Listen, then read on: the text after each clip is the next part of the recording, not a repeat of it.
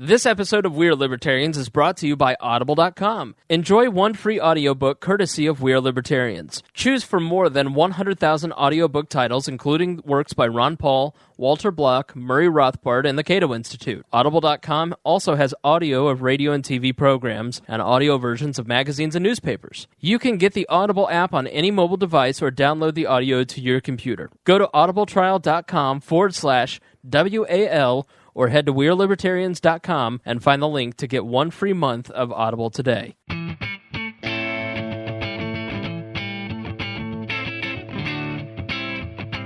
Welcome to We're Libertarians This Week. I'm your co-host, Chris Spangle. Joining us this week is Creighton Harrington, one of the founding co-hosts, and Greg Lenz, another return visit. This is, what, the third in a row? Look at you.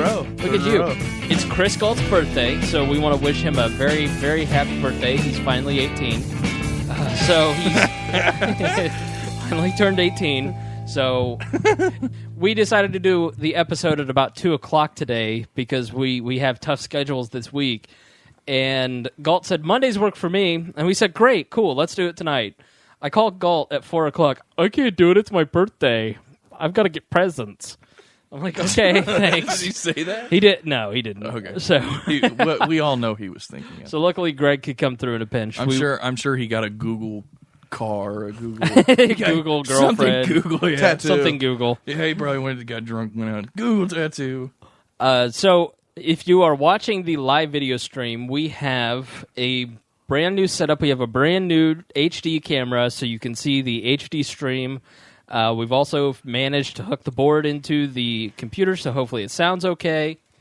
You can chat with us if you have Google Hangout and a webcam. You can join the chat. You can join and ask questions.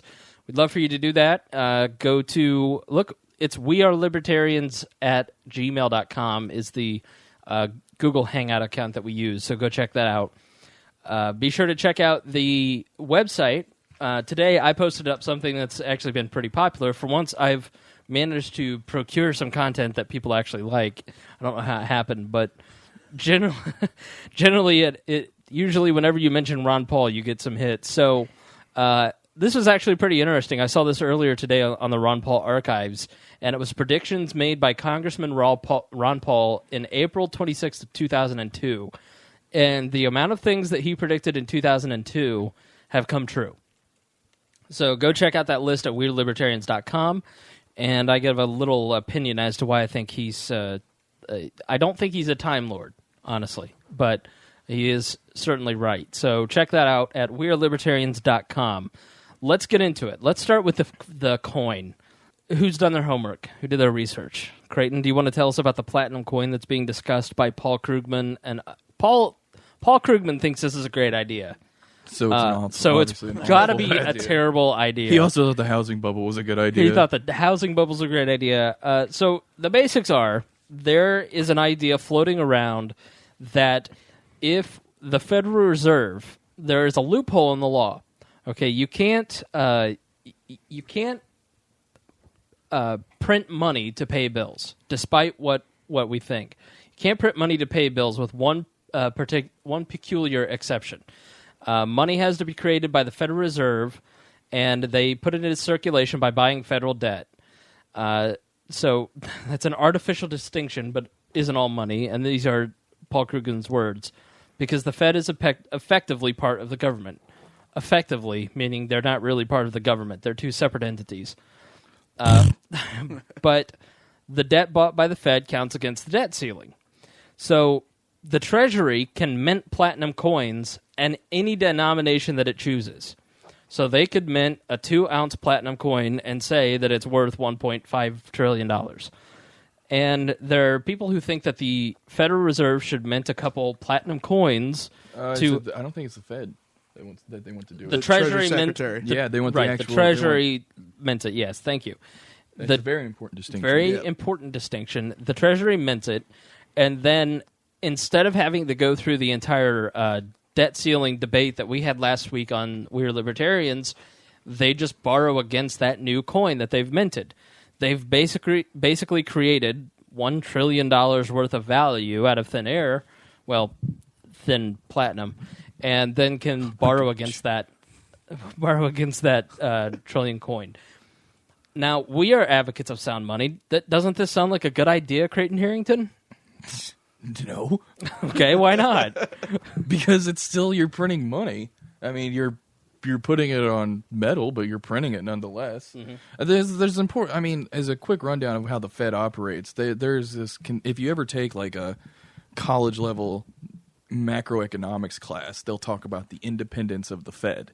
I mean, you can hear this on CNBC sometimes. And what they mean by that is it's kind of. I always think of it as tongue-in-cheek because the Fed isn't independent by any means. It's chartered. It was created by the Federal Reserve Act of 1913. The board members are appointed by the president, confirmed by the Senate. I mean, they are not an independent agency, but they market themselves as independent a lot. People, the mainstream academia tries to look at them as independent, and they try and pretend they're independent. One of the big ways that they claim their independence is that they're not fully audited, which is something that Ron Paul tried to fix, is because they're basically using, the nation, they control the nation's currency, but they're not under the purview of Congress. And I mean, I might be wrong on my thought process on this. I'm pretty sure I'm not, though. But the way they kind of think they get around the constitutional clause of only Congress may coin money, it says only Congress may coin money. I mean, that's not the exact words, but the way the Fed works is, and this is just kind of basic fractional reserve banking knowledge here. If you think of a bank as a place you go and you put your money for safekeeping, that's fine, and it works pretty well if you only have if the bank keeps all of your money in the vault, and let's say they charge you a fee to use the bank. So that's one operation of a bank. Another could be a lender. You give them X amount of dollars for 5 years, and they lend it, and they pay you back in 5 years your money with interest.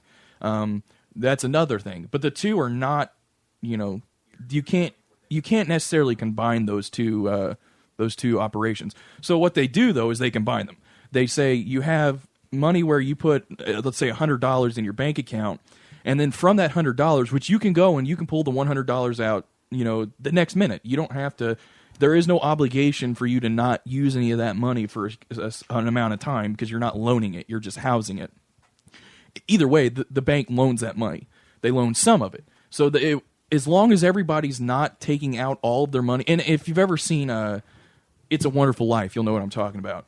As long as not everybody tries to spend all of their money at the same time, it works. They take 90% of your money and loaned it, and you only take out 10%, which with big balances that's not unreasonable. That's how it works a lot of the time. So 10% of the money stays in the vault and that you can use, and 90% goes out and gets loaned. Well, if you compound that upon millions of people, even with that one person, it creates money. It creates money out of thin air. The taking out them loaning 90% of your money while you are able to spend 100% of your money means that 90% of your money has been created out of thin air when someone else spends it. And so if you ever take a basic college level macro class, they straight up say that with a fractional reserve system, loaning money creates money. And that's how the Fed operates. The Fed sets reserve ratios, but when they create money, when we talk about the Fed printing money, that's really just kind of a shorthand way for them to say that they are setting a target reserve or target interest rate, and they're basically doing open market operations, which means they go out and they buy treasury bills usually. They can buy anything, but they usually buy T-bills. They can go out and they can buy money, and when they do that, they basically write a check on themselves, and they purchase it from the Treasury, which they're actually loaning because that's what a Treasury bill is. The government's borrowing from the Fed with money that the Fed just basically wrote a check on itself for. And they do this with member banks as well. It's the bankers' bank. I mean, you get in the whole spiel about that. But either way, the Fed is not technically printing money. They're loaning money, and by loaning money, it's making de facto new money. Now, the Constitution says that you have to coin money. The Congress is the only one that has the power to coin money. Well, technically, Congress is still the only one coining money, or the government is, through the mint, through the Treasury. Their Treasury is the one that actually physically prints the dollar bills that you use, and they're also the ones that physically mint the coins that you spend. So as far as that's concerned, that's still the government. But there are tons of different kinds of money out there that are essentially the same. So like when you go to your bank, you have let's say you have $1,000 in the bank. Those are only ones and zeros on pieces of paper, but they count as money. Now, does that fall under the coin money part? That's where from what I understand, that's how they kind of get around it. The Fed is able to create money without, technically creating money.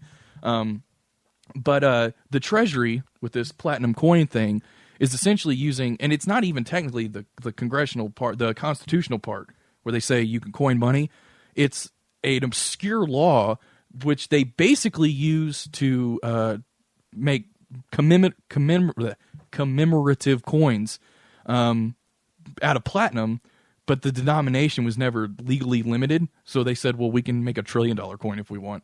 And they legally can. And their idea is that they can just make $1 trillion platinum coin that they don't owe anybody for, because when the Fed buys a Treasury bill, the government owes that money back to the Fed because they borrowed it from the Fed.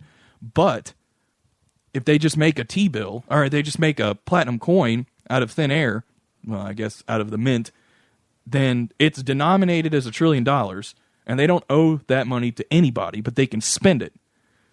It's the same thing the Fed does. So they could surrender debts, they could pay off debts with it, but the thing is it would do the same thing as any kind of money creation will do, which is eventually cause price inflation.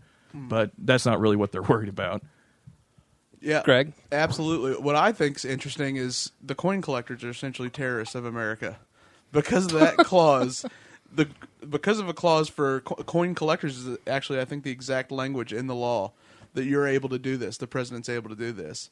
And now I don't think he's actually going to do it. Do you? I don't either. I think it's just he had no leverage whatsoever to negotiate, and now he's got some. Right. I think that's the politics of it. And the Republicans now are in a much worse position. It's just like if he does that, he'll do it once, and then it'll be passed that this law is different. A congressman already submitted a law today. I forget where he's from. He's a Republican, I think, out of Oregon. And he proposed a law today banning this. Of course, it won't pass in time, but yeah. No, it's kind of funny because it just shows how ridiculous these people think about, our debts.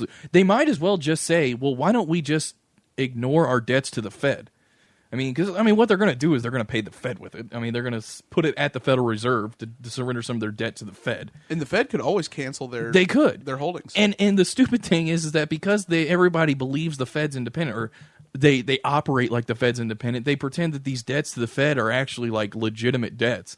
It's just like Congress borrowing from its left pocket.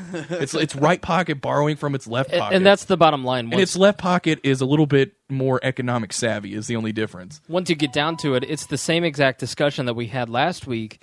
This is, both of them are just magic tricks. Oh, yeah. When you talk about the debt ceiling, it's fake, it's phony. When you talk about this platinum coin, Krugman and all the proponents even admit that this is fake and phony. It doesn't fix the underlying problem. Not at all. It just gives us another way to borrow more money. And it's the problem, a sugar high. Yeah, exactly. The problem is that we need to cut spending, and that is the bottom line. It's this is not something that I'm in favor of because it doesn't actually get to the heart of any kind of issue. It's just more spending. It's another magic trick in Bernanke's helicopter. Yeah, and it's important to, you said sound money a minute ago. It's important to make a distinction. When people like Ron Paul or most sound money advocates talk about sound money, what they're trying to talk about is money that is not able to easily be manipulated. The money base is not easily manipulated. It's not easily printed out of thin air. That's why a lot of your sound money advocates tend to be against, fractional reserve banking, at least what I've experienced. I'm sure there's some gold bugs that aren't.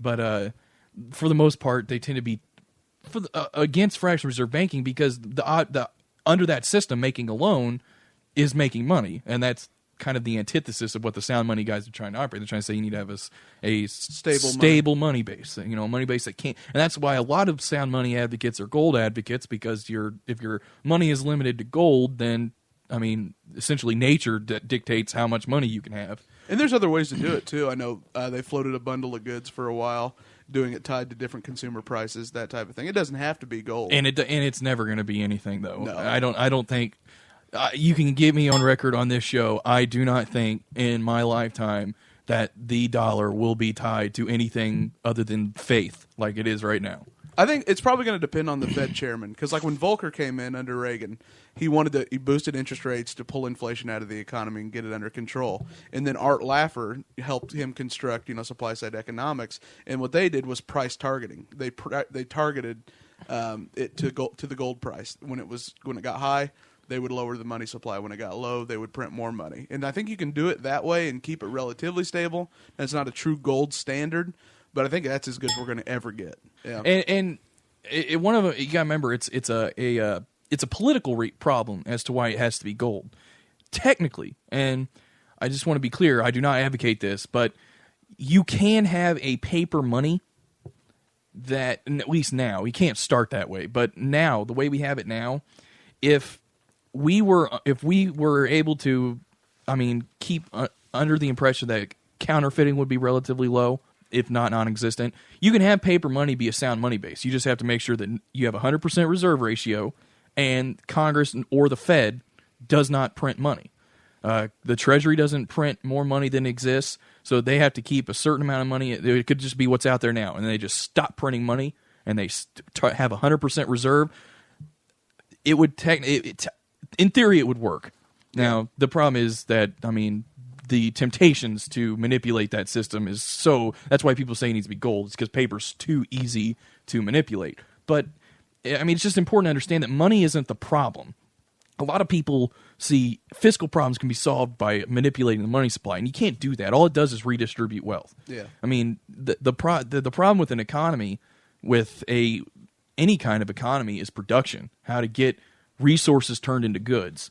The socialism style tries to deal with that problem. Capitalism, all your various branches like syndicalism and anarcho-capitalism and mixed economies, all of it. It's all at base a system of trying to convert resources into goods. Exchange is all of that. Production is the problem. That is the economic problem man has to face, is how do we get out of essentially the Robinson Crusoe lifestyle that we are all born, the state of nature, and get into a modern economy where we have various luxuries. Manipulating the money supply doesn't build resources. You can't print wealth is the problem. It's like you can't, by printing $100 or $1,000 or $1 million, you're not printing that. You're not getting that many goods. All you're doing is taking goods and moving them around. And it's just the same old problem that anybody that is against redistribution of wealth would have. Moving something from your left pocket to your right pocket doesn't make you more prosperous.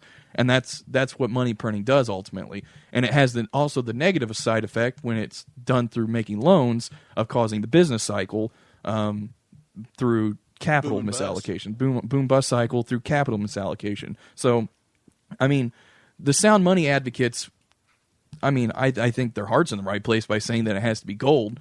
I think I would prefer gold over what we have now. But it's important to remember that that the sound money advocates are not like, worshiping the god of gold because they think it has some intrinsic value. At least not, I hope they are. They're portrayed that way. Yeah, they are portrayed that way. But at root, it's just a matter of trying to keep, Congress tied down by some means from just printing money at their will. Because, a lot of places, a lot of governments in the past have been destroyed because of just, even in the recent past, like Zimbabwe, Jesus. They don't even put prices on their menus because it goes up so fast. And that's hyperinflation, and we're not in hyperinflation, but it's not impossible. And given the thought process of some people in Congress, I'm sure they'd prefer it. That's what concerns me, is when this economy turns around, the amount of money we have increased the monetary supply by, we're going to see huge interest rates again. Probably like the early 80s, probably 17, 18, 19% interest rates. It wouldn't, it could go both ways. We talked about this a week or two ago. It could go, depending on the guy in the Fed, it could be he doesn't want interest rates at all, and he wants to keep them at these lows that they've been for. I mean, how long have they been? I mean, they've been this low since like the beginning of 2000s. Oh right? gosh, yeah. Yeah, they've been trying. I mean, they've been moved up and down, but they have been around zero since the beginning since after 9/11. Actually, Yeah, it's what's his face, the last chairman, Greenspan. Greenspan. Yeah. It was his. That was his thought That's- process was low interest rates, low interest rates, low interest rates. There's Which is a- so concerning. Right. There's a him. really good book called Greenspan's Bubbles if you want to learn more about why we faced the bubbles that we had, and it was because of Greenspan's manipulation of the interest rates, keeping them low, and it's a really interesting I mean, book, yeah, he so. inflated the housing bubble to get us out of the .com bubble and all that. I mean, I don't know. It could go that way. It could go high interest rates, which I wouldn't be surprised just because they should be higher than they are now. Oh yeah. But at the same time, it could be they don't want interest rates to go up, and there It could takes be, political will to do that. Yeah, it does, and I honestly don't believe that people in the Fed have the spine to say let's have interest rates go up, and they'd rather see price inflation, and they'd rather see things like they passed a law to make sure milk prices don't go up, Yeah. by price controlling milk. Milk again. I mean, it's like how many times do you have to repeat the same old mistakes? It's like they're talking about price capping the how much gas could cost back when the gas price shot up back in 08 and 09. All right, briefly explain Milk-ageddon. This is something that my wife is not politically interested whatsoever, but she came home one night worried about Milk-ageddon.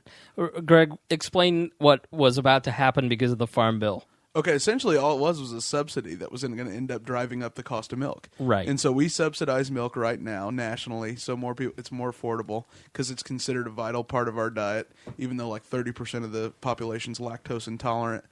And but essentially it would have gotten rid of that subsidy, so milk would have gone up to around $5.50, somewhere between $5.50 and $8 a gallon. Yeah, which, think about that. Yeah. Let that sink in. That is how badly we are managing an Right. economy. A basic necessity is that expensive. Yeah. All right, before we move on to the next topic, let's take a moment to talk about Audible.com. Audible is our sponsor for this episode, and are either of you Audible subscribers? I'm not. I Oh, apologize. this is terrible. I like to read books. I'm an audiobook listener. I'm not much of a reader. As most Nothing people can against tell you. Audible.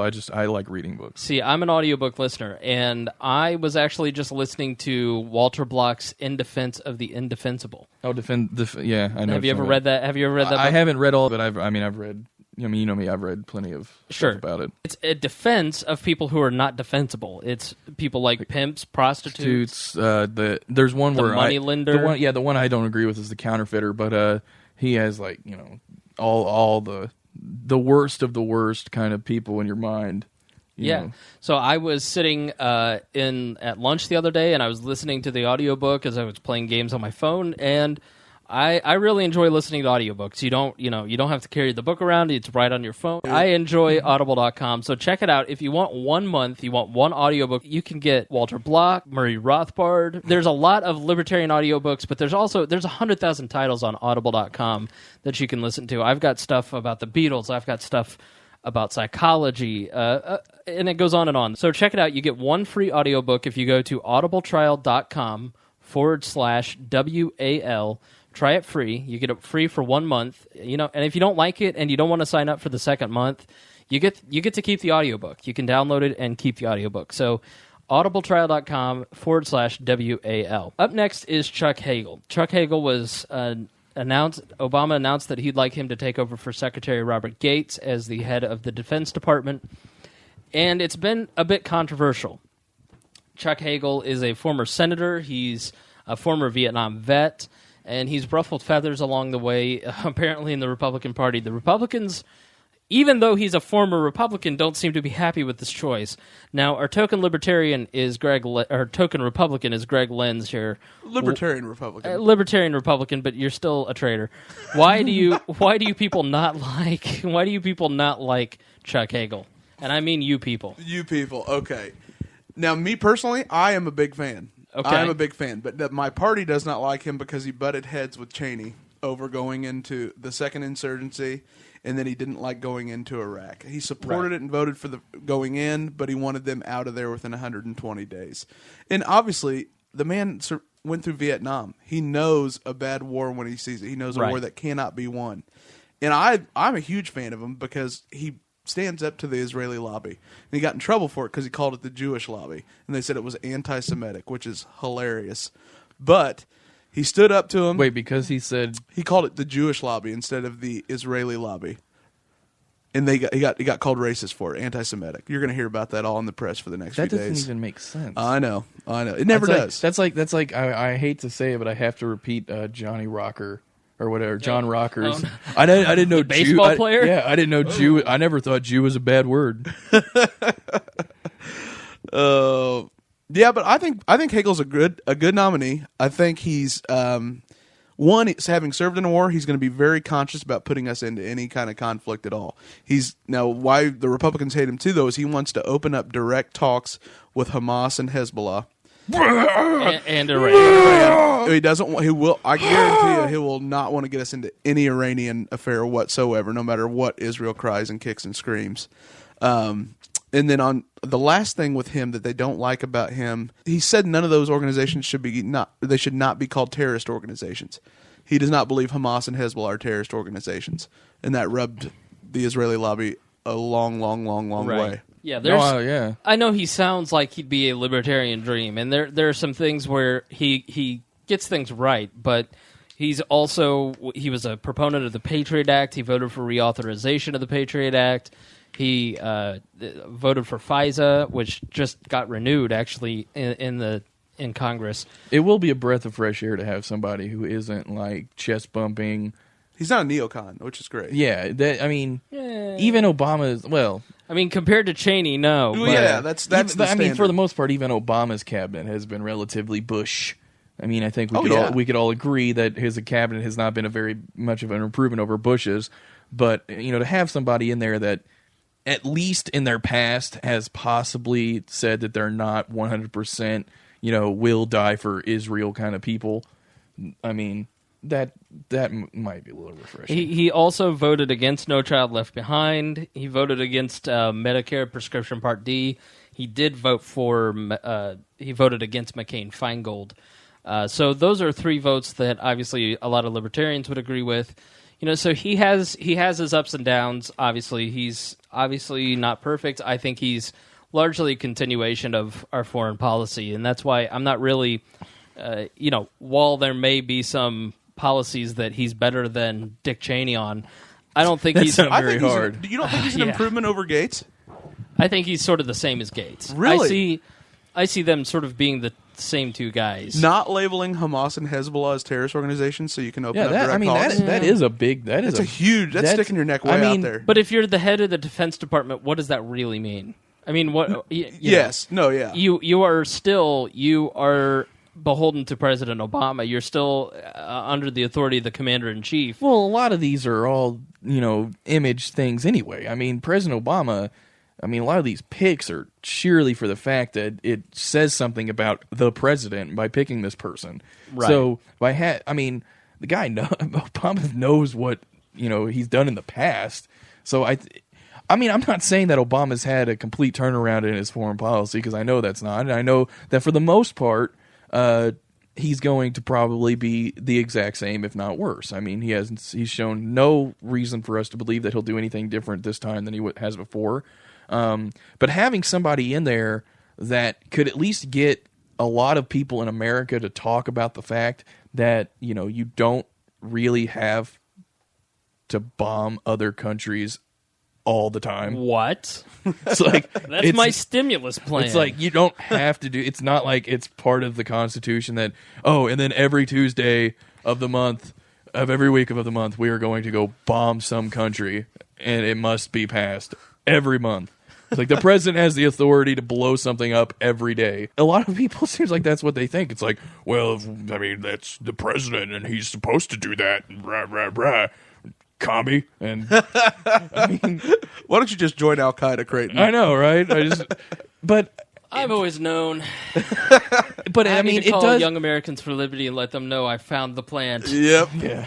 No, I mean, it will be a breath of fresh air for somebody to be in there that doesn't have that chest bumping kind of mentality in his past.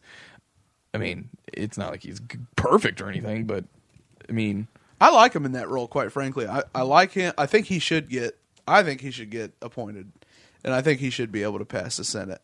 yeah, I don't think the president would have picked someone. He doesn't. He Is getting hated on by Democrats though too. Oh, of so. course. Well, that's because he was a Republican. Well, that and it's because of support from the Israel lobby. Israel lobby, yeah. They support the Democrats overwhelmingly. So Sure. as part of me as a Republican, I kind of like it. Like, well, you didn't vote for us. We're going to appoint someone that doesn't like you. Yeah, there's a book. I think it's called The Israeli Lobby, Yeah. isn't it? Yeah, it's sort of again, it's a must read, and if you want to get it, go to wearelibertarians.com, look for the Amazon, and search on it there. See what I did there? Yep. Product placement. That was seamless. You guys didn't even notice. All right, so all right, are we all in agreement? Any last words on Chuck Hagel? I was listening to the talk radio on my way home from school today, and what's her face? The girl after Rush. Dana Lash. Dana Lash, yeah. She She gets felt up at airports a lot. Yeah. She made a really good point that he looks like the OK guy from Rage Comics. He really does. You know, I was going to mention this. Have you ever seen the guy smile? When you watch the news coverage, he's the most morose, sad-looking person in the world. He does. He looks just like the OK guy on... Okay. Another big story this week was, actually it's been going on for a couple weeks, is the publishing of the gun owners list in New York State. Last week, a suburban New York newspaper published an interactive map disclosing the names and home addresses of the 44,000 people in their readership who had handgun permits. And obviously that sparked outrage, and many people are pretty upset about this. So we actually had something like this happen here in Indiana, and I don't know how many of you remember this. It was the Indiana Herald-Times published the gun permit database on their website. So anyone who had a gun permit, their names and addresses, they were published on this website. It was public record at the time, and you could go for, I think it was like $50 to $200, and you could download all the information of anybody who had handguns. And I forget what the requirements were, but it wasn't very stringent. I think it was just an amount of money. The Herald-Times, which is a fairly liberal newspaper down in Bloomington, decided to publish In this. Bloomington? In Bloomington. I know. It's really weird. In Bloomington. Super weird. Is a really liberal newspaper? No way. They never said a nice thing about the Libertarian Party of Indiana. You know what my dad calls Bloomington? What? The People's Republic of Bloomington. That's funny. That's I really should get like a rim shot or something. a what? Okay. A what? A rim To shot? kill the show, man. A rim All right. shot. A rim shot, not a rim. Never mind. So the Libertarian Party of Indiana. I mean, I knew my joke wasn't very funny, but I don't even know what the hell. What did you A just rim say? shot. You don't know what a rim shot Isn't that Ernest Dog? Like Ernest. Ernest Dog. Like Ernest. What are you talking about? Ernest, like Ernest Goes to Camp, Ernest Scared Stupid. You ever watch No. those when you were little? Yeah, I watched this when I was little. Yeah, I it don't was remember a- his dog's name. It was Rimshot. I think it was Rim Shot. Rim shot, like the ba-dum-tsh. That's a rim shot. Oh. My God. Why did you just do the do? Yeah. I don't know because I'm educated. Where'd All you right, learn so- that at band camp? So, He's taking stand-up lessons, apparently. on November 30th, 2009, the Bloomington Herald-Times made the following announcement. This week, the Herald-Times Online will launch its new gun permit database. You'll be able to search gun permit records by county, city, town, and street. They received calls almost immediately, the NRA, the Libertarian Party of Indiana. We put out a statement condemning this, and that paper never said another nice word about any libertarian ever. And they largely blamed the NRA and the LPIN. Did they ever say for anything causing nice about you problems. guys before that? Nah, kinda. And there was a law shortly passed after that to make that private. And some of the arguments at that time were some of the same arguments that we're having now, which is, you know who doesn't have a gun, first of all, so you know which houses you can go Easy to rob. rob. You know, and it's Is it? Yeah, it's in New York, right? That they did this. Yeah. correct. And do you have to have a permit to own a gun? No, just- not there.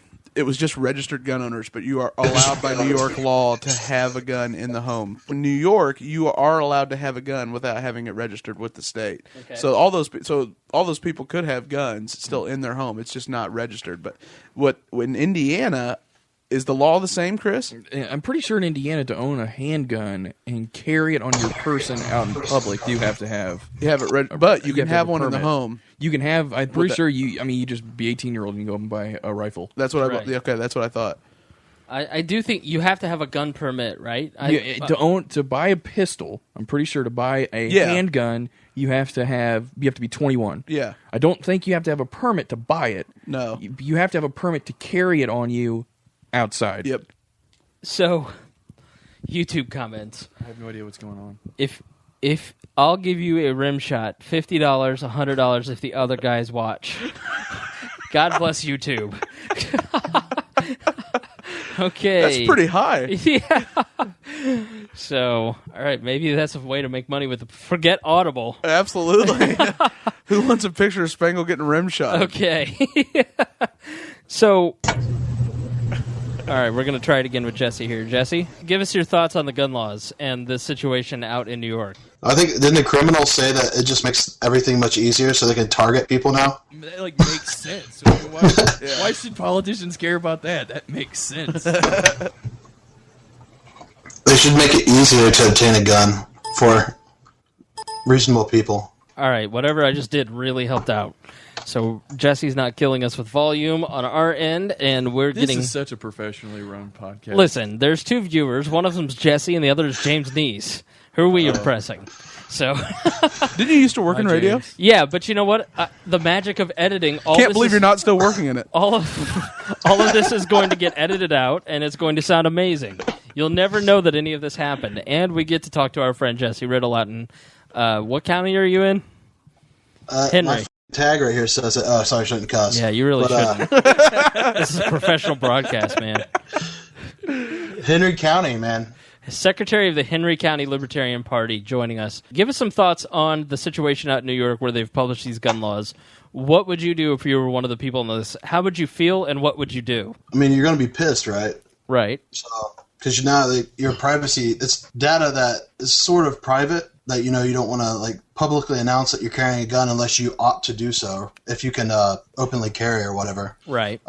So I would say, you'd be pissed at your privacy in that way. Because, again, so they're telling you, hey, by the way, it's like if they posted down, everyone has gold at these houses, go steal it. Right. Because, again, the guns are worth lots of money, and the worse things get, the much more, or the price of guns are actually going to increase, so... I do, although I kind of think it's kind of bad logic, I think. I saw that in an article that now everybody knows where the guns are that they can go steal. It's like, well, they also know where the guns are That they can go get shot. that they can go get shot with. It's like, we're going to go steal the guns that are going to shoot us when we try and break into these houses. Yeah, but most of the time people aren't home, right? I got it. I understood that part. It kind of struck me as humorous that was the first thing people thought of. Yeah. It's like, I would think of, well, those are the houses not to go to. They're like, oh, those are the ones that's to go the to. other thing. I think, though, that's what the criminals were saying. Is like, well, we know where guns aren't. Yeah. And then they're attacking those places. Yeah, and it's just, I don't know. The privacy really bothers me. Really, really, really bothers me. Why? I feel like, I know there's not a constitutional right to privacy. Can you hear me okay? Yeah, that's good. I know there's not a constitutional right to privacy, but I feel like that's the debate that's going to be going forward. It is the civil rights of this era, in my opinion. That was the argument amongst the Star and most of the newspapers in the state of Indiana in 2009. This is, you register with the state of Indiana. We have a First Amendment right to this information. We have a First Amendment right to publish it. And, of course, they didn't like it when the NRA and some, gun boards posted the personal information, home address, email information for all of these reporters who dared to touch the issue. They put out their information. One conservative pundit did that in New York recently, and he's under fire for it. They don't like it when it happens to them, but... those god-awful gun owners. Yeah, it's god-awful, yeah. They're noble. They're Right. just trying to protect people. Because so many mass shootings happen by people that bought guns legally. I don't know. It seems like every day something even more dumb happens in regards to this gun issue. It's like every single day. Honestly, though, this would be the first time the government's ever put something in a format that's understandable and easy to obtain. that is a step forward, maybe. At least it was a visual map. I can understand pictures. Right. I mean, you didn't read the Obamacare bill and get it all? No. Right. Or just go try to start a business and then call the government, and then they just go, "What do you want?" Your money. You're like, You can't do that. Yeah. What do you want? It's like, you make any money yet? We don't want nothing, man. Yeah. One of the arguments is both for and against this is people are saying, well, and this has been a long time tested thing, and I'm interested to hear Jesse's opinion, especially. What is your opinion of gun registration, period? People think that that's just, this is the list of the people where we're going first when we start to round up all the guns, whether that ever happens or not. I mean, as libertarians, are we in favor of registering firearms? Jesse, you go first.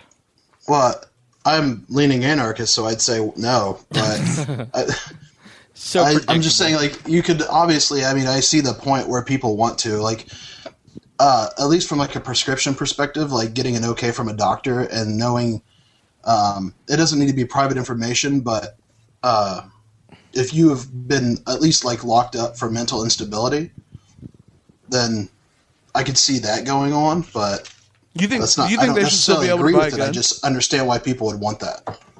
Who? Jesse? People who are afraid. Say that again, Greg. Jesse, do you think that people who have mental instability and that history in their past should be able to buy a gun? I'm not a doctor. I wouldn't say that I can make that call. It depends on their stability levels. Like, how long ago was it they were locked up? Like, it's the same thing with. It's not the same thing as a. Well, I guess it would, because in the Constitution it doesn't say we don't have the right to not have a car, right? But it's a privilege that we have. Where I guess in the Constitution it's a right. But I was going to say, like, when you get your driver's license, if you've, like, let's say if you've had seizures before in the past, usually you have to be cleared of not having seizures 10 years or so before you're allowed to have your driver's license back. So that's where I see, like, if they're going to do something along the lines of regulation, they could go after people who are mentally ill by looking at their the shrinks or someone writing a prescription and saying, no, you cannot. Like, they would have to go through that way. But I'm not necessarily for that, but it's not going to fix the problem, right? Like this, for Newtown, and for instance, someone who may have had mental issues still has access to guns. So it doesn't fix the problem. Yeah, I mean, he had access to guns, but they were legally registered. This is one of the states with the toughest gun laws, and it was all legal, and yet he still had access to the guns. It ultimately comes down to personal responsibility at the end of the day. But I think this is something that I, as a libertarian, have struggled with. What are the limits of weapons and firearms? I mean, I understand the Second Amendment. The point of the Second Amendment is the last line of defense to fight tyranny. It gives you the ability to protect your life, liberty, and your property, and that means against a tyrannical government. And I don't think that we're at that point. Otherwise, we wouldn't have this podcast. We wouldn't have a lot of the freedoms. Now, our privacy, our civil liberties, that is under fire. As you know, the civil rights era of the '60s was our parents' and grandparents' battles. Privacy in the courts, that's our battlefield that we have to be aware of. That's why I'm not in favor of people like Chuck Hagel, because if you're wrong on the Patriot Act one time, you just don't get it, and I'm never going to support you. But there has to, I mean, does there have to be limits? I mean, I look at it and I go, a person with severe mental illness or emotional problems, it doesn't matter how well trained they are, at some point, they aren't going to be able to handle their own emotions, and we can't let them have access to firearms. So what are the limits? Now, I mean, I would say the obvious response, in my view, would be that, the discretion of the person selling the gun should play into it. I mean, if there is this social consensus that we shouldn't allow people who are raging schizophrenics with homicidal tendencies to have a gun, then it should totally be up to the person selling the gun to say, no, I'm not going to sell you this gun. Do you do that by putting liability on the gun owner? And what makes a gun store qualified to research the mental health. I mean, it's sort of like making teachers become security guards as well. I mean, it's like you see a guy who comes in. I mean, you have to. They can profile. I mean, I'm not saying that the guy's going to be a PhD shrink and say, okay, I can tell by the way this guy's eye twitches that he's killed a guy, so I'm not going to buy him. I'm not going to sell him a gun. But I mean, discrimination on the part of people who sell guns should be, in this case, I think, promoted. And I think that every day we move in the opposite direction of such discrimination. It's just really hard to notice a psychopath, someone who's out of their mind, is crazy. Well, if he walks in wearing a faded Captain Kirk mask, I mean, psychopaths are rarely. It's taken us 28 episodes to realize that we do a podcast with one of these people. And, hey, all right, Jesse, what's your opinion on where are the limits? What's the limit? I don't think that there's a silver bullet to solve the problem. I don't know if we should even waste time trying to solve the problem, because again, they're always going to have access, and it comes down to people being responsible and putting their weapons away from people who they know that are mentally sick. You cold-hearted bastard! You just want people to get killed. I mean, but you have to do something for the children. The ultimate point I think he points out that this goes for a number of issues is that making a law doesn't make the problem go away. No. I mean, restricting, if you can make it illegal tomorrow that anyone who has a history of mental illness cannot own a weapon of any kind, and it's not going to keep them from owning weapons of any kind. It's going to just make it illegal. I mean, or stealing them because they put out a chart where all of them are. Yeah, that's right. Why pay for a gun when you can go get one for free? Yeah, exactly. So I mean, it comes down to this. I talked about it the other day. The culture of America is they ought to make a law. It's like, but it doesn't necessarily stop the problem, because all you've done is put something on paper as bad. Scumbag Creighton wants to pass a law. Well, is that James Neese? Yeah. Yeah. I was just going to say, I would come back to the other thing, like school shootings. If we would, and I've posted something to the actual Libertarian page a few minutes ago, but if you look at how much crime is actually committed by these people that are mentally sick, it's not even registering on the statistics. Surrounding error. So, right, it's all, I mean, most gun crime, I would say, is done due to what I like, Rupert's career criminal, issues where you go and you're incarcerated and you get out. You're not allowed to have a good job, so you either get into the drug trade or you get into, stealing and thievery most of the time. I think that's the best point to make there, is that I think the number one fuel of gun crime is the drug war. Yep. Yeah, that's why I said prohibition. I mean, you saw it in back in the Capote days, right? Before that, there was no crime. They legalized alcohol. Then you have blood all over the streets and guys shooting Tommy guns all the time. You get rid of the prohibition. They wage war by business. They don't wage war by guns. Yeah. So nope. That's a discussion that needs to happen, and it's not going to happen. Nope. It's true. It's like we talk about all this stuff. We have all this. We're so sad about Newtown, and I'm sure everybody is horrified by Newtown. But the fact remains that little kids die every single day in these cities because of gang violence related to the drug war. And the solution we have is imprison their father. Yeah, is stick them in jail and then where they can go and join another gang that they can get more training. I mean, well, that's one of the like the MS-13 or something, like the most dangerous gang in the world, they say, or something. It started in jail. It started in prisons or something. What happens, and this is the discussion that we have that Jesse that he mentioned about the drug war.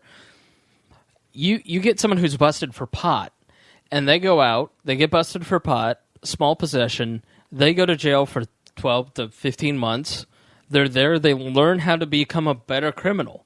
They get out, they're put into a probation system where they have these high payments that are due within a week.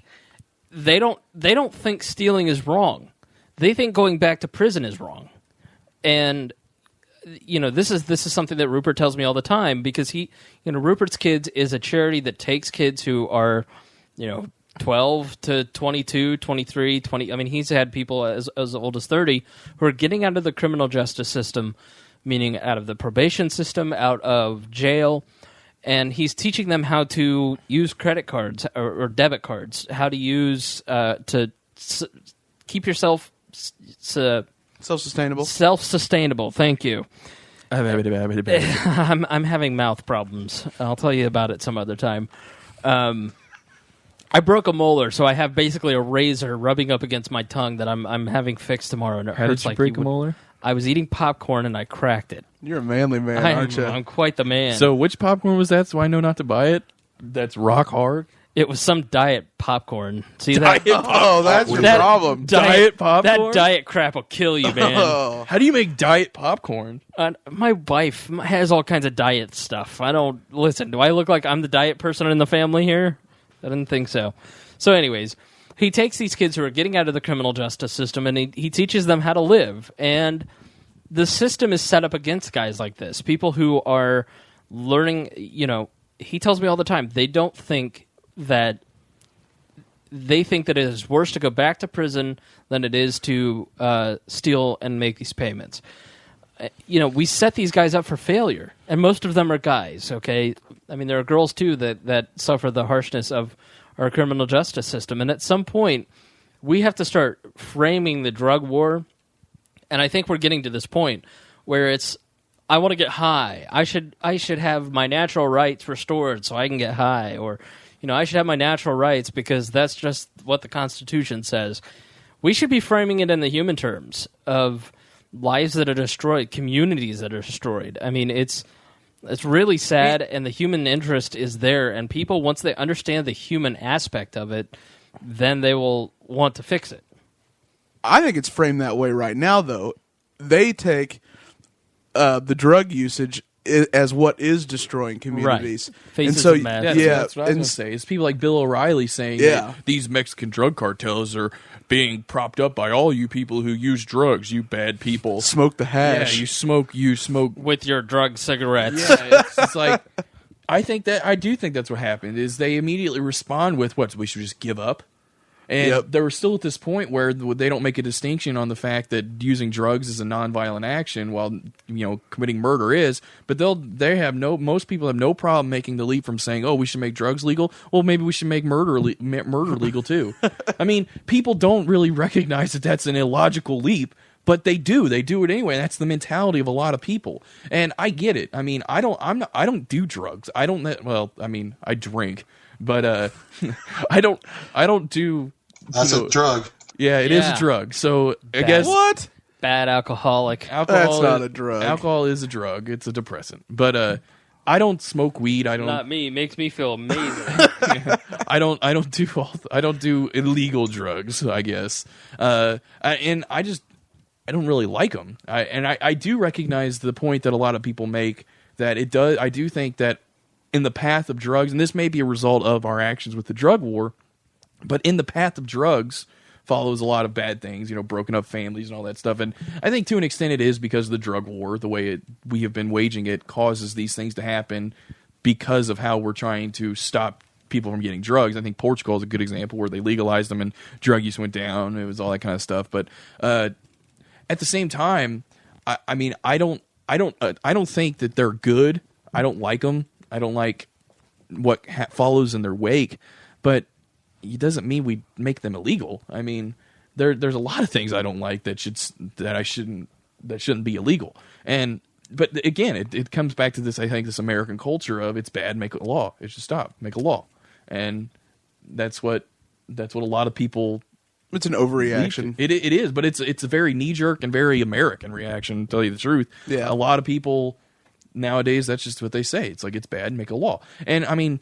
A lot of people don't realize how dumb some drug laws came to be. Like I think one of the reasons that marijuana became illegal was so they could crack down on illegal immigration, because a lot of it was smoked by illegal immigrants from Mexico. I'm pretty sure that's a legitimate story. I don't think it is. Yeah, but I mean it. And technically, I think marijuana is legal if you have some card, but if to get the card. They don't give the cards out, but if you have the card, it's just like it's such a mishmash of like ad hoc band-aid laws to make this stuff illegal, and it's all ridiculous, to tell you the truth. It's just stupid. Yeah, Joe Ruiz had a great article on WeAreLibertarians.com about about Colorado and the businesses that are being built there. So go check that out. Let's wrap up here. We're almost out of time, so let's do a little roundtable. What are some of the things that you ought to be watching in the coming week? Anything that you forgot to say that you want to add in now? Let's start with Jesse Riddle. Jesse, what would you like to wrap up and say to the audience? Well, I'm reading an article about Portugal, trying to see what happened to their crime rates after they legalized it. You know what? They made it legal. See, send that to me and I'll post it, because Portugal is a great example. Well, See, we should be clear. You do have something. We should be clear. Pot-living socialists. Pot-loving, cocaine-addicted, We should be clear. freedom-loving Americans. Portugal didn't make it legal; they just decriminalized it. Right. So let's make that point. That huge distinction. And they committed all their funds towards rehabilitation instead of imprisonment. They took a very different approach than we do. God bless them. Canadians would never do that. It's a step I never towards understood freedom. why you hate Canadians. You know what? You need to watch the Canadians, okay? 98% of them live on the American border. And apparently, location of homes is some maniacal threat to. It's like they're all. We could just they're- roll it's over one on big. them. It's one big conglomerate conspiracy that Have they're going you- to take over. I mean, Jim Carrey was from Canada, and he's hilarious. Exactly. Michael J. Fox, look how he's taken over entertainment. Yeah, he had like three big movies. Can we really trust a country that has no discernible culture? Have you ever gone out and had Canadian food? I have. No, you have not had I have. Canadian food. And Canadian if you mention bacon. Canadian, get out of my house. Maple syrup. I don't really hate Canada. I just think it's a funny bit. All right, let's wrap up. What do It you took want? us 29 episodes for you to finally admit to that. I know. It's now I've blown Your whole the myth. life's I'm a gonna have lie. to edit that out because my whole life is not a lie, or maybe it is. All right, Mr. Republican, what would you like to say to the I audience? resent that. I resent that. You resemble that. Barry Goldwater. I resemble that. That's right. Oh, man.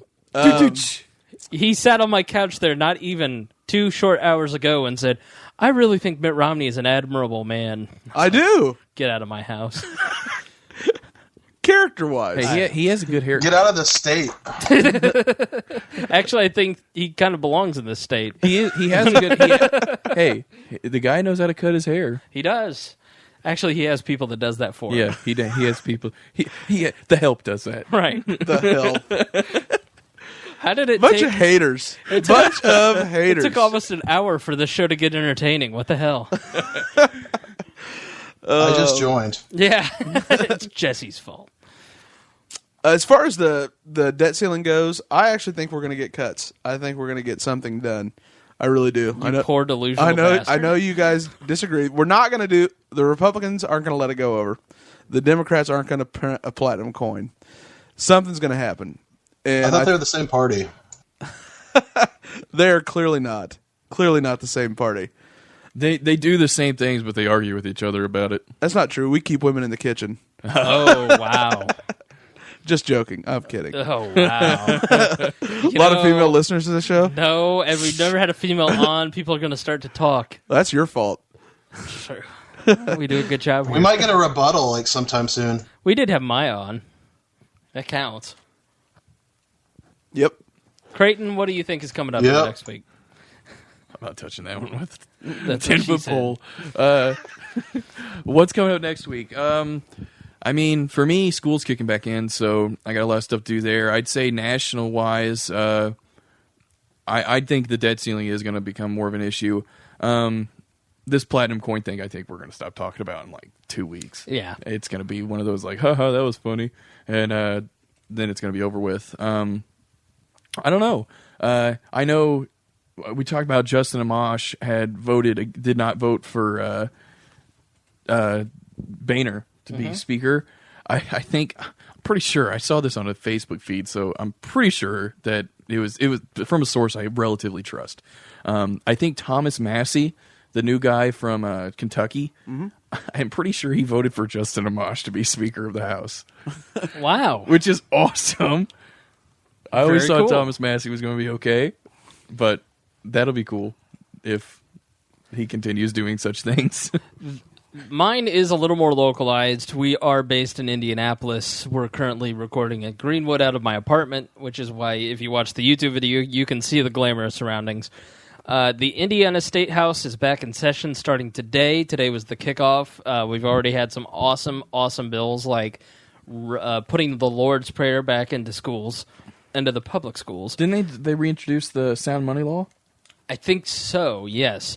But it is important for you to watch your local legislature. If you're not in Indiana, I'm just going out on a limb and saying that you have a local and a state government that you can get involved in, and you would be surprised at how easy it is to sit down, have a conversation, and get to know your state legislator, your local county commissioner, and they cost you, believe it or not, a lot more money directly than anybody in Washington does. So if you are in Indiana, one thing that we've done that I would recommend if you're a listener in another state, do this for your Libertarian Party or your group of friends. We have something called the Libertarian Legislative Think Tank. And if you go to lpin.org and you go to the front page there, you can see the little banner for the Legislative Think Tank. And you can click on that button, and it is a group of about 200 Hoosiers who go through all the bills in the state of Indiana, find the good ones, the bad ones. We organize to craft letters to encourage legislation. We found, and single-handedly, as the Libertarian Party of Indiana, stopped some crazy legislation. Like, for instance, if you wanted to get married, you had to take a quiz, and you had to go through this class. It was almost like a financial peace university or an AA class to learn how to be a good husband and wife. It was going to be designed by the local American Family Institute. Would you pass? I wouldn't have passed. I think most, It's because you're always hanging out with most your friends. couples would fail. Yeah, and so it was a way for the social conservatives to instill their values into newly married couples. You had to take this test. You couldn't just go to the Justice of the Peace because you'd have to wait and do this. And it was sort of hidden. It wasn't very high up. We talked about it. We put it out on Facebook. It got picked up by the local news, and it was dead within a week. So that's just one small instance of what we're able to do with this Legislative Think Tank Facebook group.